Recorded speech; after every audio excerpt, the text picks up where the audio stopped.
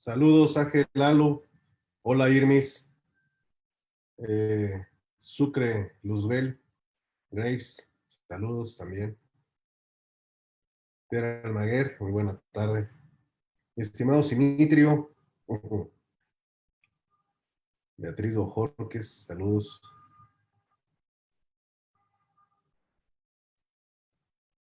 Marbella.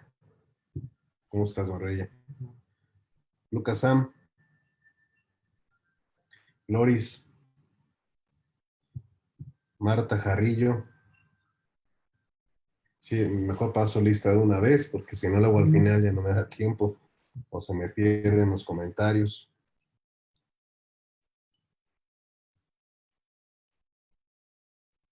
Póngale así, manita arriba. José Alejandro Castillo, buenas tardes.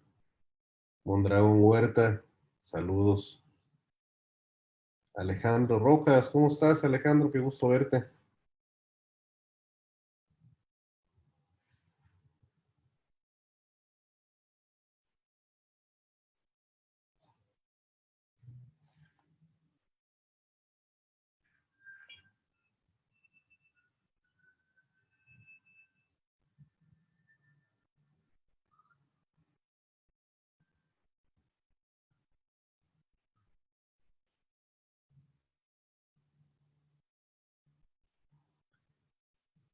Diana, Elvia Ambriz, ¿cómo estamos? Cruz Flores, saludos. Ah, bueno, me matoré aquí.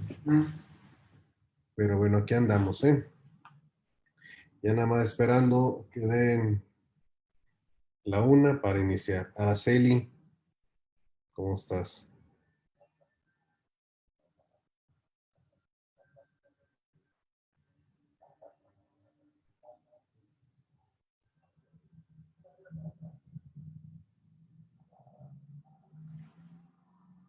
Mari Carmen, Rafael,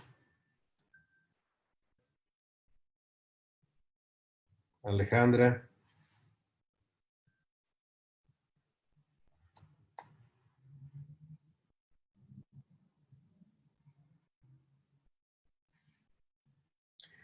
Muy buenas tardes, ¿cómo están? Es un gusto poder saludarles nuevamente. Hoy que es viernes 8 de mayo del año de la pandemia de 2020. Bienvenidos a la clase 33, la cual he intitulado Don Porfis. Y ya verán ustedes por qué decidí ponerle ese título tan llamativo. Aquí ando saludando a Rosa María, saludos hasta Pachuca, Lourdes, Maggie, saludos hasta Hermosillo. Bueno, pues estábamos viendo ayer algunas cuestiones, seguimos en el siglo decimonónico, estábamos viendo algo de arte, y yo les decía que tanto en la literatura, en la pintura, en la música, en el teatro, pues el crimen está presente porque es una conducta humana quizá de las más recurrentes, el crimen, no necesariamente el homicidio, pero el crimen siempre va a estar presente y lo vamos a ir viendo en varias obras literarias, de arte, óperas que iremos comentando conforme vayamos avanzando.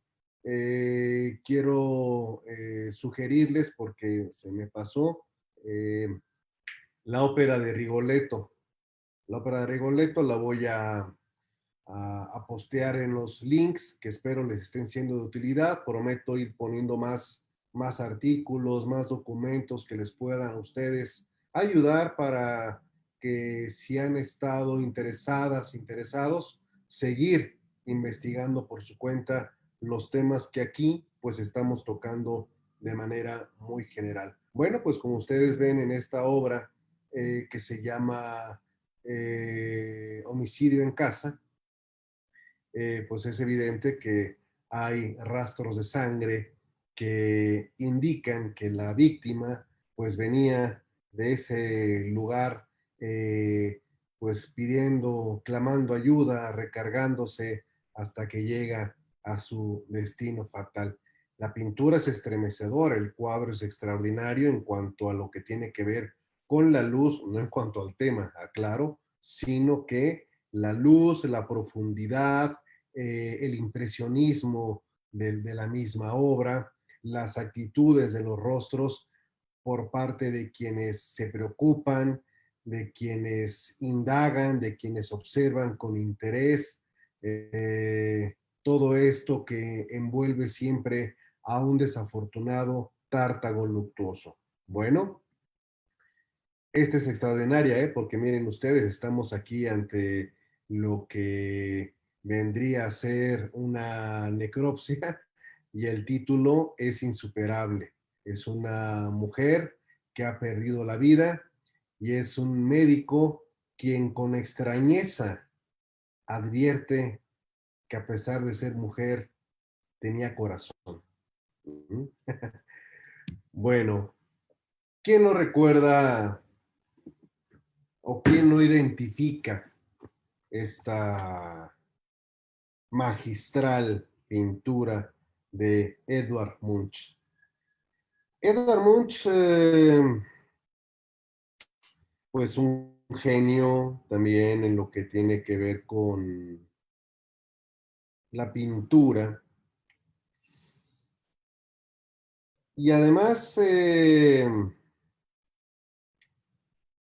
la frase que envuelve a este en concreto, ¿no? Que es muy trascendental. Paseaba por un sendero con dos amigos, el sol se puso, de repente el cielo se tiñó de rojo sangre. Me detuve y me apoyé en una valla, muerto de cansancio. Sangre y lenguas de fuego acechaban sobre el azul oscuro del fiordo y de la ciudad. Mis amigos continuaron y yo me quedé quieto, temblando de ansiedad. Sentí un grito infinito que atravesaba la naturaleza. Hay quienes han pensado que el individuo está gritando. No, el individuo se está tapando los oídos al escuchar ese grito infinito que atraviesa la naturaleza. Es un cuadro bellísimo que representa muchas cosas. ¿Saben ustedes en qué se inspiró Edvard Munch para hacer esta obra? En una momia peruana que está exhibida en un museo de París. Eso es lo que le llevó a Edward a hacer una obra de este talante y que es tan conocida internacionalmente. El grito. Bien, vamos a continuar, cerremos este archivo y vayámonos ahora a las siguientes exposiciones que con su venia voy a compartirles. Vámonos aquí a la función y comencemos con nuestra sesión del día de hoy. No va a estar dedicada completamente a nuestro país, pero sí quiero hacer muchos comentarios sobre la misma, sobre esta etapa decimonónica. Don Porfis. Ah, qué personaje. Qué personaje. ¿Recuerdan que les comenté del magnicidio de Ramón Corona, el entonces gobernador de Jalisco, respecto a cuya muerte subsiste la teoría de que este hombre lo habría mandado a matar ante su crecimiento político? Bueno, 1877 hay una sublevación de personas que están en contra de su gobierno, un gobierno dictatorial, discriminatorio, violento, brutal, que es la parte que no comentan aquellos que solo quieren hacer referencia al orden, paz y progreso. Los sublevados en el puerto de Veracruz abordan un buque irónicamente llamado Libertad. Hay información previa del movimiento que el gobernador Mieri Terán comienza a transmitirle vía telegráfica al general Porfirio Díaz. Le indica que hay esa gesta, señala que de sus pesquisas ha logrado establecer quiénes están participando en tierra con los que ya se encuentran en el buque, y Porfirio Díaz le contesta que debe de acabar con ellos y al menos con el 10% de la tripulación. Hecho lo anterior, se hace lo propio para atraer el barco, se detiene a los que van ahí, se detiene a otras personas en tierra, y esto ocurre en una madrugada, y cuando le informa Mieri Terán que ya los tiene, la respuesta que se da telegráficamente es mátalos en caliente. Entonces los pasan por las armas a todos. Fueron, si mal no recuerdo, 9 víctimas de este atroz acontecimiento. Atroz acontecimiento porque se llevaron no solamente a personas que estaban en su derecho de hacer una expresión, sino también inocentes que nada tenían que ver con el movimiento. Al final del día, pensando que al ser una dictadura no iba a pasar nada, pues al día siguiente las familias de los ejecutados comenzaron a clamar y a pedir justicia. El gobernador le informó al presidente que las cosas estaban calentando en el estado, ya que algunos medios de comunicación estaban sacando la noticia y poniendo en duda el motivo de la ejecución. Y entonces el propio gobernador Mieri Terán le pidió a Porfirio Díaz que le enviara prefechados telegramas donde le diera la instrucción de detenerlos y de llevarlos al cuartel militar y que ahí aguardaran hasta en tanto fueran puestos a disposición de la autoridad correspondiente. Sí, falsificar documentos. Y de hecho, el ministro de Gobernación, atendiendo la instrucción de Porfirio Díaz, envió el telegrama prefechado con esas indicaciones. Y entonces el gobernador de Veracruz contestó que habiéndose ejecutado la detención de estos sublevados, habían puesto resistencia al momento de ser trasladados al cuartel militar y entonces los soldados no tuvieron más opción que dispararles, buscando con ello echar tierra sobre el asunto y que ahí quedara. No fue así.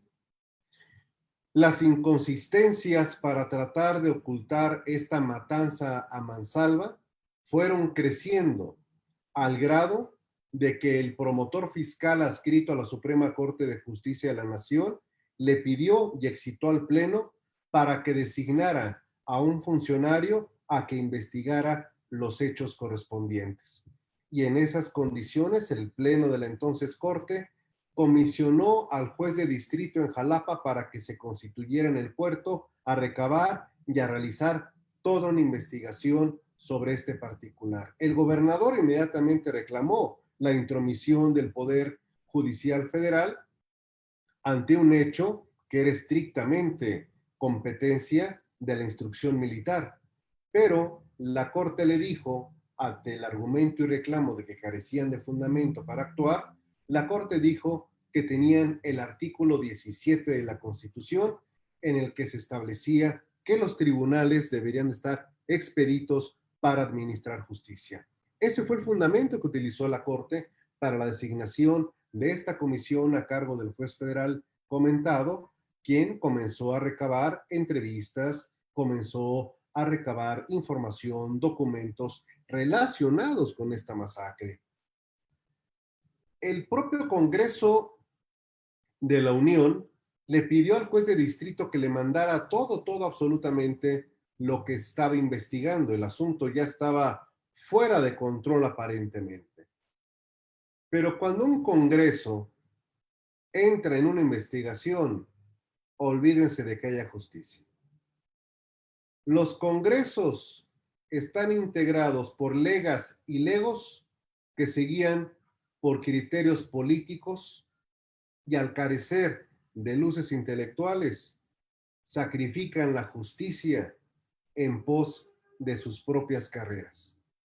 Y esto ocurrió, pues una vez convocado a constituirse como gran jurado para hacer la instrucción correspondiente, determinaron desechar la investigación al no existir elementos que incriminaran al gobernador, declarándolo inocente de todo lo que había ocurrido y en cambio ordenándole al ministro de Guerra que abriera la investigación correspondiente para, en su caso, procesar a los soldados que habían cometido el crimen. ¿Y qué creen que pasó? Exactamente, no pasó nada. La Secretaría de Guerra recibió la excitativa del Congreso y la echó al cesto de la basura. Y ahí terminó esa intentona de la Corte por investigar un hecho tan ominoso como el que les estoy platicando. Este evento quedó grabado no solamente en la población de Veracruz, sino quedó grabado en la conciencia jurídica mexicana.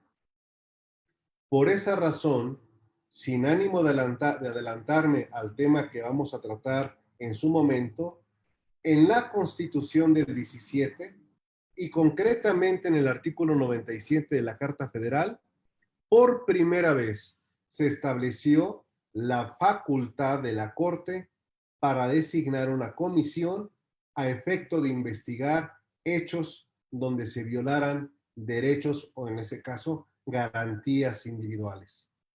El antecedente de esa facultad que se le dio a la Corte en el 17 está en estos crímenes ordenados por don Porfis.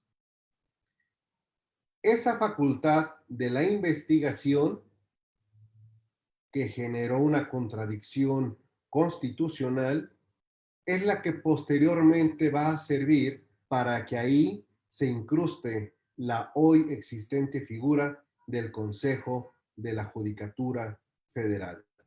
Sobre este tema que les estoy platicando, les voy a compartir un artículo de uno de los más grandes, si no es que el único. Digo, a veces la inclinación del ánimo nos vence, pero uno de los más grandes, quizá el único gran constitucionalista mexicano, don Jorge Carpizo Magrego. Una mente más que lúcida, un constitucionalista extraordinario, fuera de serie y tempranamente ausente solo en el plano físico, porque en el intelectual, cultural y jurídico, por fortuna nos legó una obra amplísima y parte de ella se las habré de compartir en el link donde quede grabada esta charla del día de hoy. Pues ese es parte de otra característica más del célebre don Porfis, quien, bueno, pues con ese afán de mantenerse en el poder, de reprimir todo lo que no fuera acorde a su ideología conservadora y todo lo que tuviera que ver con indígenas y con negros, era algo que detestaba. Sí, por supuesto. Además, un auténtico homófobo, porque dejen que les cuente que el 17 de noviembre de 1901, a petición de vecinos que se encontraban preocupados por el escándalo que estaban haciendo en una casa cercana a la avenida Juárez, la policía intervino y hubo una redada. Se detuvo a personas que estaban celebrando prácticamente una orgía báquica. Lo báquico no tendría problema, sino que aparentemente en el tema de la orgía habría la rifa de personas menores de edad.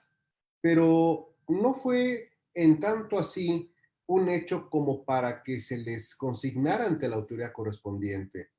Aparentemente, la mención de la rifa de personas menores de edad habría sido la motivación que adujeron las autoridades para la intervención. Lo que era un hecho es que la fiesta se estaba celebrando entre personas con orientación sexual única, la homosexual. Y obvio, para Porfirio Díaz, que hubiese una fiesta de esa naturaleza cerca de la avenida Juárez era algo inconcebible y por lo tanto todos tenían que ser castigados por su orientación sexual, desde luego. El número de detenidos fue el de 41 personas. Cuando al día siguiente le mandaron a Porfirio Díaz el listado de las personas detenidas, advirtió que había algunas de las cuales ya se intuía esa inclinación. Había, pues, personas ligadas a la Grey Católica, a los poderes políticos, a los negocios, algunos desconocidos, pero caray, nunca pensó que un familiar político muy cercano estuviera entre los detenidos. Porfirio Díaz había dado la instrucción de que determinado número de personas de los detenidos fueran a cumplir un arresto, mientras que otros tenían que ser enviados a Valle Nacional, que ahorita les voy a platicar de él.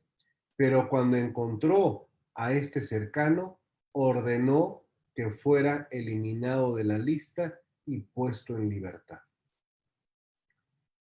Los entresijos del poder y las intrigas palaciegas no tardaron en explotar, cuando del listado original se advertía tachado a una persona que inmediatamente fue liberada.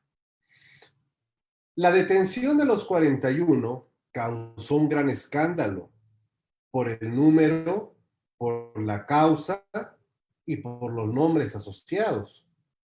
La prensa de la época se dio un festín con la nota de los 41 detenidos, que extrañamente después pasaron a ser solamente 40.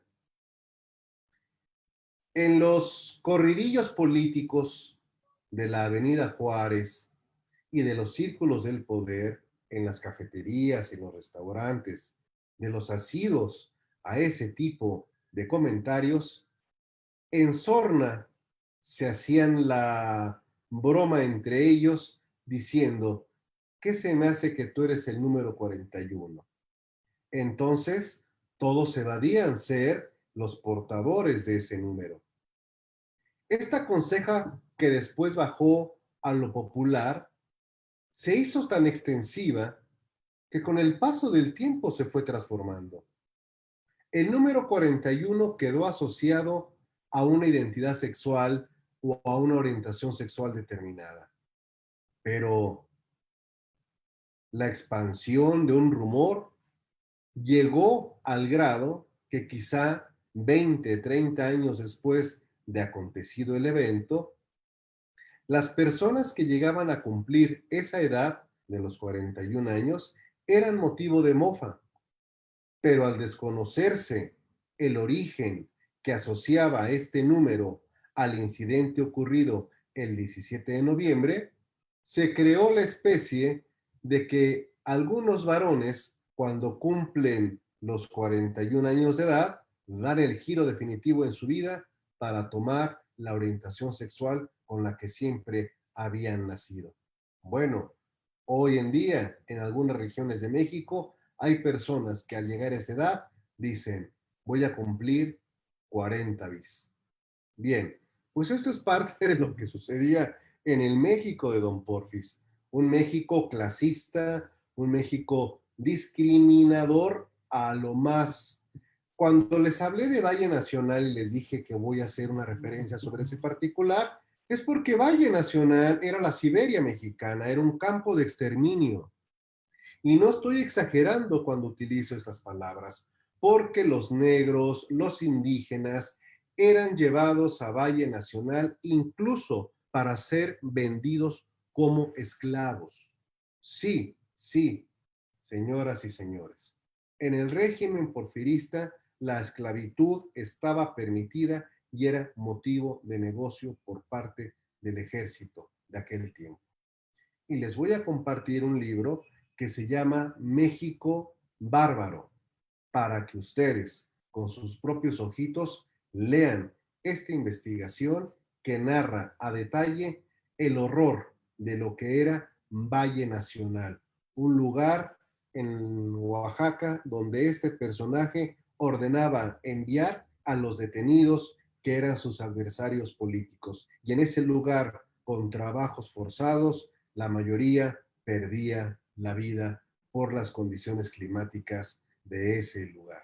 Es importante conocer la historia y sobre todo conocer los instintos de quienes detentan el poder y sobre todo de un personaje como el que tienen ante sí, que fue el creador de las instituciones procesales penales de las que hoy tanto nos lamentamos. Bien, ¿qué pasaba con la criminalidad en la época porfiriana?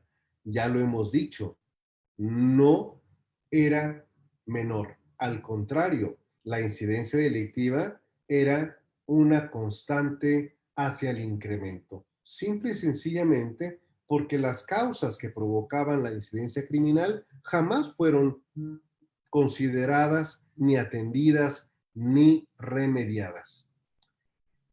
En el porfiriato, la simetría social de la que he venido hablando desde la colonia no solo se mantuvo, sino que se acentuó. Y vamos a analizar qué pasaba con las mujeres. Antes de ello, quiero mostrarles esta hermosísima foto. Vean nada más, y es tan hermosa, pero me refiero más que nada a mis colegas con quienes compartimos el orgullo, el honor, el privilegio de podernos dedicar al ejercicio de la profesión de abogados aspirantes de penalistas. Aquí está el Tribunal de la Cárcel de Belén. Vean lo majestuoso, vean lo esplendoroso de esa sala de tribunal. De un lado, ustedes ven el lugar desde donde la defensa o la fiscalía podían y pasaban a hacer sus alegatos dirigiéndose al jurado, dirigiéndose al tribunal para ser escuchados. Mientras que la persona que en este momento está sentada de espaldas era el lugar que habitualmente ocupaba el acusado o la acusada. Majestuoso la estructura de tipo rococó con el águila imperial al fondo, que es todavía el águila juarista. Extraordinario, es un lugar que fue visitado por grandes y auténticos penalistas de los cuales ya me he referido.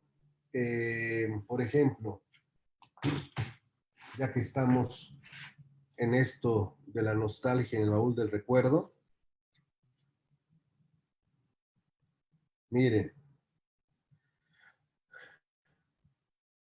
cuando el Estado tiene el monopolio de la acción penal, confiándola al Ministerio Público, puede suceder que éste se niegue en determinado caso, a ejercitarla.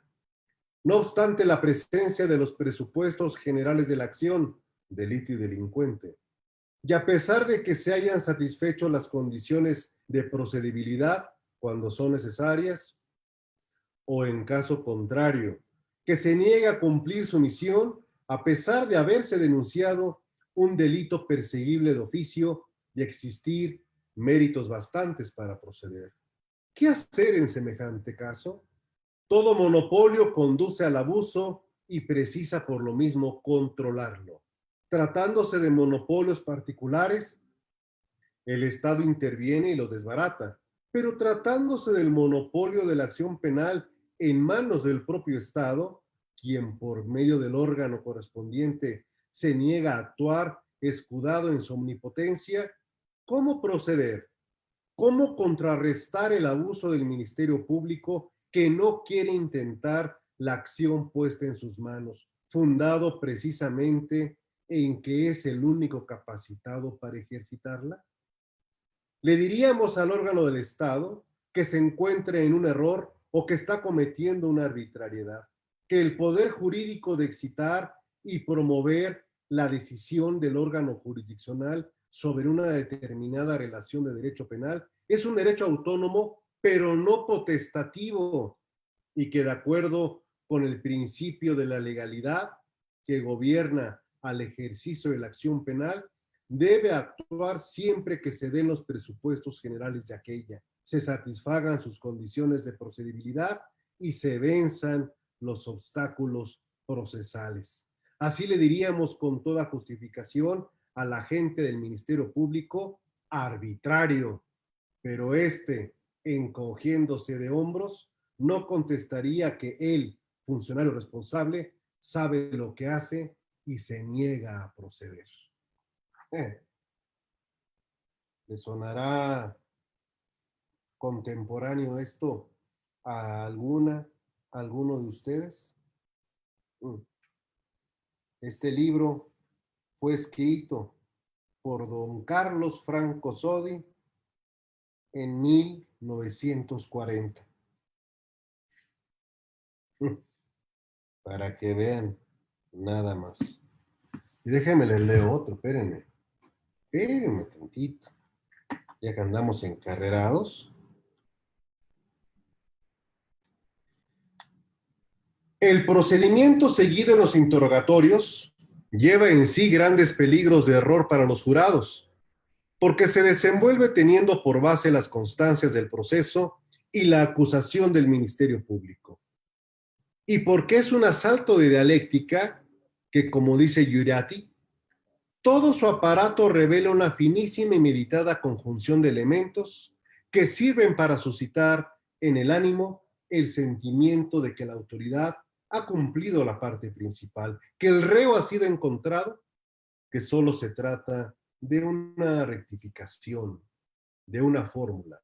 A esto se agrega que el presidente del jurado y el Ministerio Público se identifican, forman una sola persona que de consumo procuran sacar avante la culpabilidad, teniendo como única verdad infalible, como un artículo de fe, el proceso escrito.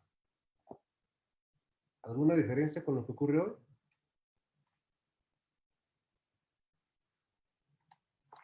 Esta obra que ya se las presumí, de 1909, El jurado en México, estudios sobre el jurado popular por el licenciado Demetrio Sodi, magistrado de la Suprema Corte de Justicia de la Nación. No confundirlo con don Federico Sodi, litigante que escribió este gran libro, El jurado resuelve. Ay, aquí nos cuenta todos sus asuntos, sus casos que tuvo, diplomático gigoló, desnudos artísticos, la niña que nunca tuvo una muñeca. No, bueno, esto es el tribunal de la cárcel de Belén, donde se llevan a cabo los juicios por jurado popular. el sistema acusatorio, pues, que hemos platicado. ¿A la gente le interesaba? Oh, hombre, miren nada más. Vean cómo se llenaban la expectación que generaba un juicio de esta naturaleza. ¿Por qué la gente acudía? Bueno, sí, acudía por morbo, desde luego, pero también hay otra razón, una razón quizá más poderosa que simple y sencillamente, miren, por ejemplo, no, pero este es de otro caso que les voy a comentar adelantito. Una gran cantidad de personas que llegaban a situarse como público eran ni más ni menos, es muy bueno,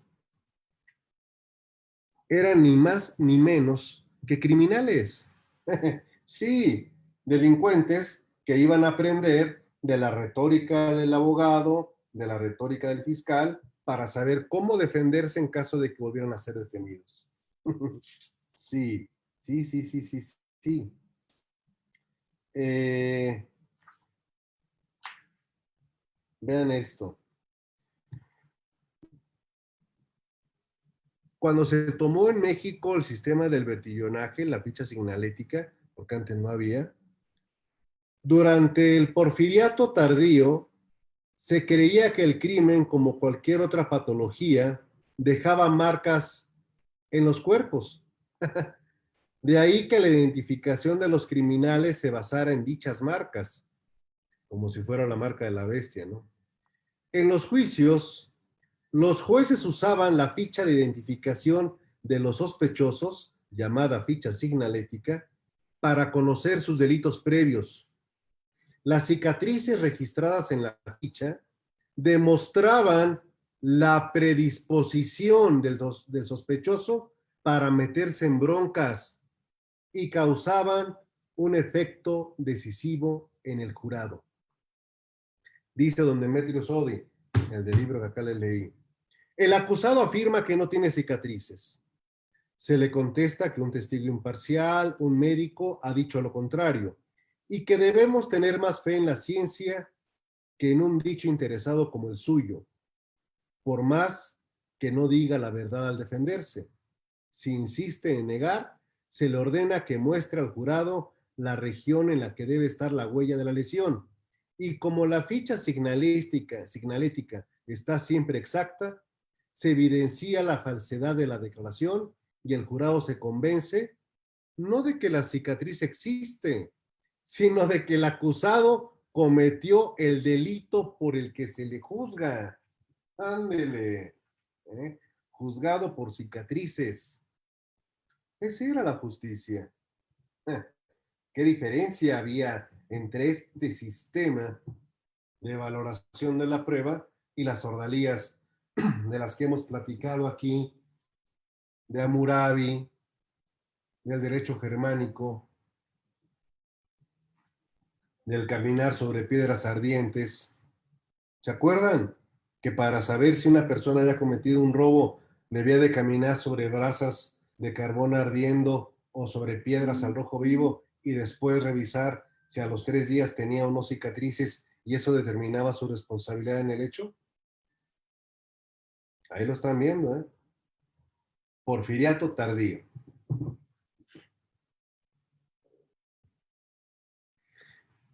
Ficha signalética de una mujer. Para el grupo de científicos, que eran los que asesoraban a don Porfis, dirían, es que vean la maldad. Es una mujer que no se ha desarrollado completamente, tiene asimetría facial, lo que la hace que en este perfil se advierta un ligero prognatismo que es una característica del hombre delincuente y que en las mujeres, que son seres inferiores, pues resalta cuanto más su disposición a un tipo de delito que es el robo. Por lo tanto, estamos viendo aquí a una auténtica señorita ratera. Ah, pero no soy yo el que lo estoy diciendo. En los últimos años del porfiriato, la criminalidad en la Ciudad de México se convirtió en motivo de gran preocupación para la élite gobernante, interesada en la estabilidad social, el orden y el progreso. De acuerdo con las estadísticas oficiales de esa época, los robos, las estafas, las riñas y el homicidio, entre otros delitos, presentaban índices alarmantes y obligaban a que las autoridades incrementaran su vigilancia sobre los hombres y las mujeres que actuaban al margen de la ley. Aunque el fenómeno no era nuevo, llamaba la atención de los especialistas debido a que el control social había sido un asunto central en la política del régimen de Porfirio Díaz. En este sentido, las cifras y los hechos justificaban el control de las manifestaciones de resistencia, el tratamiento del crimen y las sanciones penales permitían dar respuesta a los problemas locales que perturbaran el desarrollo, la estabilidad social y económica del país. Asimismo, la labor de control social ejercida por las autoridades era apoyada por la prensa que se mostró dispuesta a colaborar con el régimen en su tarea de regeneración. ¿Cómo no? Así acudió a instrumentos pedagógicos y moralizantes para conminar a los hombres a convertirse en patrióticos e industriosos ciudadanos, mientras que las mujeres debían ser esposas cooperativas, madres e hijas de aquellos ciudadanos al servicio de la nueva nación. Uno de esos instrumentos fue la nota roja, mediante la cual se registraban a diario noticias sobre sustracción de dinero, objetos de valor y mercancías, o bien sobre la circulación de monedas falsas. Diarios de todas las tendencias políticas señalaban alarmantemente el fenómeno que afectaba a la gente decente en el espacio público. Porque hay que recordar, aquí hay una distinción, la gente decente y la gente de mal. Aunque en realidad los robos que se producían eran de menor cantidad, los cruces es el robo, o hurto de artículos en los almacenes, el escamoteo de objetos a los transeúntes y la circulación de moneda aplicada eran las prácticas delictivas más preocupantes para la policía y los habitantes. El señalamiento de cuadrillas de rateros implicaba a todo tipo de individuos, principalmente provenientes de las clases bajas. Cuando se trataba de mujeres, los diarios subrayaban el suceso con ironía, acudiendo a metáforas y adjetivos para calificar los ilícitos de domésticas, comerciantes informales y mujeres de los sectores populares. Algunas de las mujeres acusadas eran empleadas domésticas, denunciadas por sus patronas, obviamente, quienes reclamaban ante las autoridades que fueran devueltos artículos, dinero o joyas y exigían castigo para las ladronas. Por ejemplo, la señora Sofía de Herrán se queja de que su criada, Carmen Gómez, le robó un reloj que vale 200 pesos. En medio de ese ambiente de peligro, algunos diarios advertían sobre la necesidad de desconfiar de la servidumbre, y dado que el oficio de doméstica era despreciado socialmente, la discriminación afectaba más a las mujeres, a quienes sus patrones juzgaban con mayor severidad, pues consideraban que su sexo y su pertenencia a las clases bajas las hacían carentes de valores y proclives a costumbres viciosas.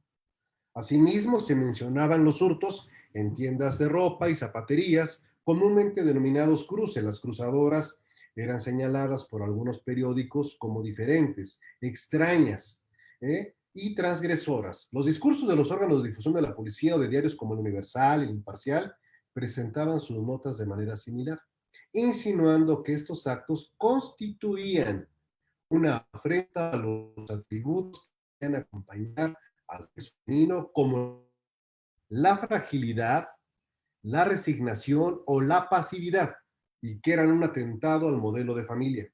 Así lo menciona, por ejemplo, la nota del Universal sobre la identificación de cuadrillas de ladronas hecha por la policía en 1903.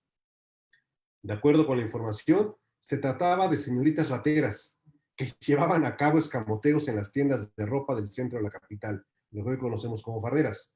Los comentarios de la prensa aludían a mujeres bien vestidas que aparentaban elegancia y mediante engaños sustraían la mercancía. Desde 1903 no han pensado los dueños del capital cómo evitar el farderismo. Le digo. Lo particular de las quejas estaba en la forma en que se relataban los hechos y el estilo que adoptaban las ladronas en la comisión del ilícito. Es decir, se planteaba que los atributos adjudicados a lo femenino, como belleza, seducción y la virtud, eran el recurso utilizado por las cruzadoras para timar a sus víctimas. La estabilidad del régimen se veía amenazado por atractivas, aunque peligrosas, rateras. Por ello, los detalles registrados en las notas eran en ocasiones reforzados por el tipo de adjetivos utilizados. Esto que acabo de dar en lectura es para que vayamos comprendiendo cómo un grupo social impone su visión y cómo los medios de comunicación se convierten en sus aliados. No denuncian los crímenes de la alta sociedad, pero sí los presentan como víctimas de los pobres, los indeseables, los Dalit, como en India, que son los intocables porque no son seres humanos. Entonces vean que la prensa, la nota roja, no hurga en las causas del crimen. Porque si hurga en las causas del crimen, entonces cuestiona el modelo social. ¿Se acuerdan lo que platicamos de Europa? De que no se podía decir que el crimen era consecuencia de las grandes diferencias socioeconómicas, porque eso sería atentar contra la revolución industrial, contra el capital, contra la burguesía. Bueno, pues en México vamos a inaugurar esa época que ya en Europa se está abandonando.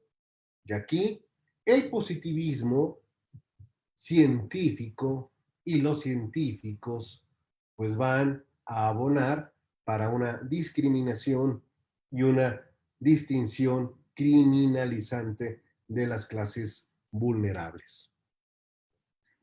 Ahí tenemos a un men tronándoselas, como se dice, tronárselas, dándose las tres, ¿no? El consumo de marihuana era habitual, pero se le consideraba como propio de las clases bajas no desarrolladas. En la cárcel de Belén era una constante el consumo de la marihuana y obviamente pues en las calles de la ciudad, sin que ello representara un delito. Importante decirlo. El consumo de marihuana, la compra de la marihuana, eran actividades normales. Entonces, ¿en qué momento se rompió el equilibrio? Lo vamos a ir viendo más adelante. Si esto es en México, se venden pastillas de cocaína, y ahí viene para qué son, para los casos de insomnio, algunas enfermedades, etc. ¿La morfina se podía consumir? Claro, había hasta clínicas para morfinómanos. ¿El opio se consume? Claro que el opio se consume. Sobre esto me faltó decirles un tema, un dato, que ahorita retomo rápidamente. Uy. Después de las guerras del opio, que les comenté que fueron dos, Inglaterra contra China, México ha sido generoso con la inmigración mundial y en el caso concreto hubo mucha inmigración china durante el siglo XVIII y el siglo XIX, mucha, mucha inmigración. Afortunadamente en la Ciudad de México se quedaron varios que crearon el mítico barrio chino. que está allá en la capital de la Ciudad de México. Varios, varios chinos tomaron la decisión de subir para poder llegar a América. Y también fueron buscando regiones que fueran propicias para la siembra de la amapola. Recuerden que China consumía muchísimo opio por la presión de Inglaterra de que les hacía que les compraran a fuerza, por eso fueron las dos guerras. Eh, muchos chinos llegaron al norte de nuestro país y contribuyeron en la fundación de ciudades como la que se encuentra en la amplísima propiedad de la tía Juana, el rancho de la tía Juana, hoy conocido como Tijuana, y que va a dar lugar después en una expansión a un valle, a la zona de Mexicali, que se llama así por la correspondencia de vecino, de vecindad con California, México, California, y del lado americano, California, México, Caléxico. Por eso, pues, ahí obedece que si ustedes van a Tijuana y si hay alguien aquí de Tijuana, pues nos va a poder confirmar, o Mexicali, y usted dice, oiga, yo quiero comer comida típica de Tijuana, ¿cómo no vente? Y nos llevan a un restaurante chino, que es riquísima, además la sopa que venden, el arroz, la comida, el chop suey, todo eso es maravilloso. Y ustedes van a poder advertir que los negocios de comida china, algunos se llaman Juanito Chong, por ejemplo, ¿no? Pepito Chong, etc. Pero bueno, el punto es que ante la demanda de opio van a encontrar que la zona serrana de Durango, de Chihuahua y Sinaloa, tiene condiciones parecidas a los lugares donde se da la amapola, como es en Afganistán, como es en la India, y entonces ahí comienzan a sembrar su amapola para su consumo de ellos y enseñan a los naturales de esa región, zonas abandonadas, paupérrimas, en la pobreza extrema, a cosechar la amapola, producir el opio que ellos van a consumir. El opio va a tener una aceptación muy rápida en estratos sociales de nuestro país que van a descender de esa producción y la entonces capital del país va a tener fumaderos de opio. Los fumaderos de opio van a haber en varias partes de México. No van a tener la dimensión que tuvieron las pulquerías, pero sí hay una práctica de consumir opio, que hasta este momento del que les estoy hablando no es ilegal. Y ahí está la prueba. Ahí ustedes lo están viendo en este tipo de anuncios y estamos en el porfiriato tardío.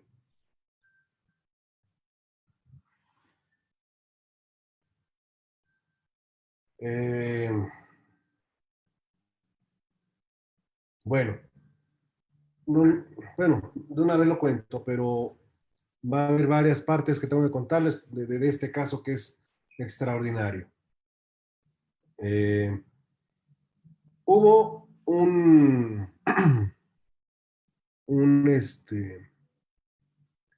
un miembro del ejército, un soldado del ejército que desertó del ejército en este porfiriato tardío, y vamos a tener ya que atravesar al siglo XX, a los inicios del siglo XX, con esta figura de este personaje. Eh, conocedor del uso de armas, poseedor de armas, era un sujeto enamoradizo, se dedicó al bandidaje, al robo, y un hombre violento, además. Le encantaba el pulque, echar bala y tener amantes, que tenía bastantes, que inclusive lo protegían, lo ayudaban y se convertían en sus cómplices en sus fechorías. En una ocasión,